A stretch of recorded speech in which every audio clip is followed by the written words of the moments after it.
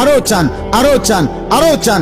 জান্নাতি আরো বলবে, আরো বলবে, আরো বলবে, আরো বলবে। 10,000, 1 লাখ, 10 লাখ, 70 লাখ, 1 কোটি, 10 কোটি, 70 কোটি, বলতে বলতে বলতে বলতে, চাইতে চাইতে জান্নাতির চাওয়া শেষ, চার বলা শেষ। সে বলবে আর কত বলবো, আর কত চাইবো? তো ফেরেশতা বলবে আল্লাহ, এবার তো আপনার বান্দা আর চাচ্ছে না, আর লাগবে না। আল্লাহ বলবেন ওয়ালাদাইনা মাজিদ, আমার আরো আছে, আরো আছে, আরো আছে, আমি ওকে আরো দেব, আরো দেব, আরো দেব।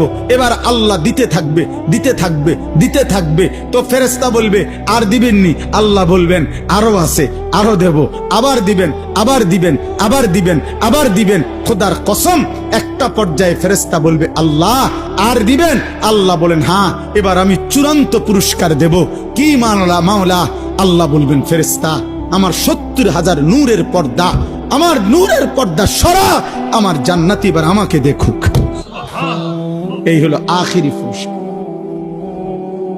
ওয়ালাদাইনা মাজিদ, আমার আখিরি পুরস্কার, আমার বান্দা এবার আমাকে দেখো, মন ভরে দেখো।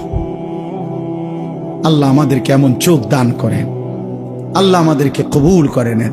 জাযাআম বিমা কানু ইয়ামালুন। আল্লাহ তাআলা বলেন সারা জিন্দেগির আমলের বিনিময় এটা বান্দা, প্রতিটা সেজদা, গোলামি, বন্দিগির বিনিময়।